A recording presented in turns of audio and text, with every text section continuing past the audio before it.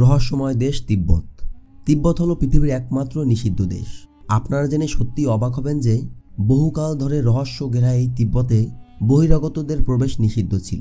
কেন তিব্বতের উপর থেকে কোনো ধরনের প্লেন অথবা বিমান চলাচল করতে পারে না? কেন তিব্বত শত শত বছর ধরে নিজেকে বহির্বিশ্ব থেকে আড়াল করে রেখেছে?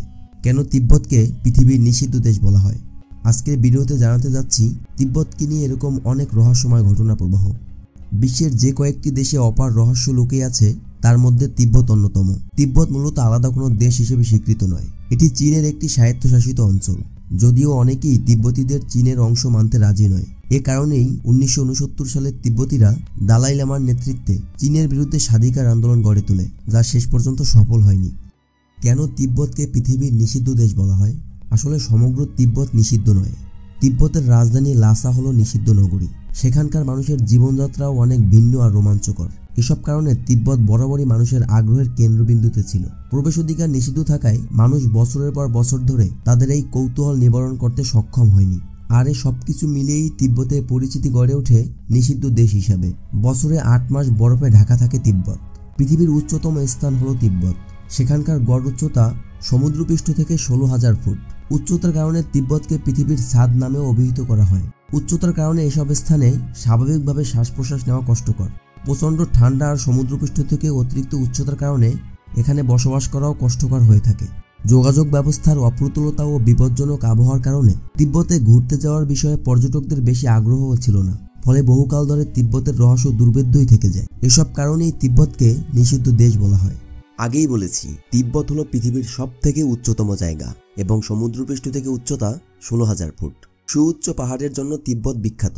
তিব্বতে যেসব পাহাড় রয়েছে তার উচ্চতা 6,000 মিটারের চেয়েও বেশি। এছাড়াও কিছু পাহাড় রয়েছে তার উচ্চতা 8,000 মিটারের চেয়েও বেশি হয়ে থাকে। আর সম্পূর্ণ তিব্বত এমন উঁচু উঁচু পাহাড়ে ঘেরা। এবার আসা যাক কমার্শিয়াল প্লেনের কথায়। একটি কমার্শিয়াল প্লেন সাধারণত ভূমি থেকে 8,000 মিটার উপর দিয়ে চলাচল করে, কিন্তু তিব্বতের পাহাড়গুলো এর চেয়েও বেশি উঁচু, যে কারণে প্লেন চলাচলের ক্ষেত্রে বাধার সৃষ্টি হয়। আপনারা হয়তো জেনে থাকবেন আমাদের বায়ুমণ্ডল 5টি স্তরে বিন্যস্ত।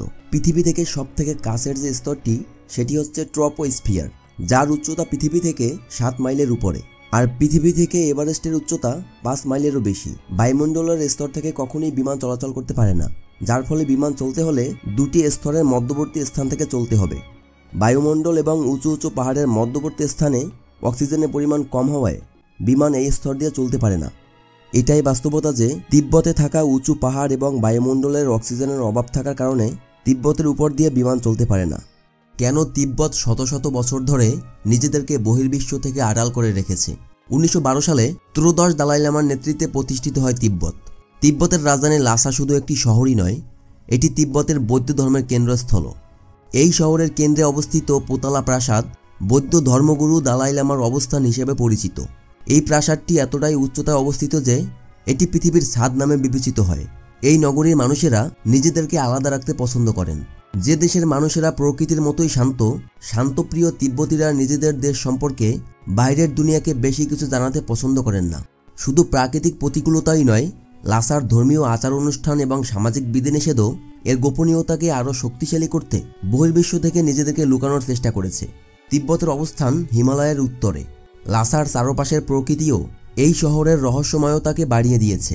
মরুভূমি এবং উচ্চ পর্বতের মাঝে অবস্থিত লাসা বছরের বেশিরভাগ সময় তুষারে ঢাকা থাকে। লাসার আবহাওয়া পৃথিবীর অন্যান্য জায়গা থেকে খুবই আলাদা। সেখানকার বাসিন্দাদের যেটা অভ্যস্ত হয়ে পড়েছে, কিন্তু পৃথিবীর অন্যান্য অঞ্চলের মানুষজন সেখানে গেলে বিরূপ আবহাওয়ার কারণে মারাও যেতে পারে। তিব্বতের অবস্থান, দুর্গম পরিবেশ এবং লামাদের কঠোরতা আরও শক্তিশালী করতে শত শত বছর ধরে বহির্বিশ্ব থেকে আড়ালেই ছিল। বহির্বিশ্বের মানুষ লাসাকে একটি অলৌকিক শহর বলে মনে করত। লাসায় প্রবেশাধিকার না থাকায় পর্যটক এবং গবেষকদের কাছে এটি আরও বেশি রহস্যময় হয়ে উঠেছে। এরই পরিপ্রেক্ষিতে তিব্বতে লাসা যুগ যুগ ধরে নিষিদ্ধ নগরী হিসাবে পরিচিতি হয়ে উঠেছে।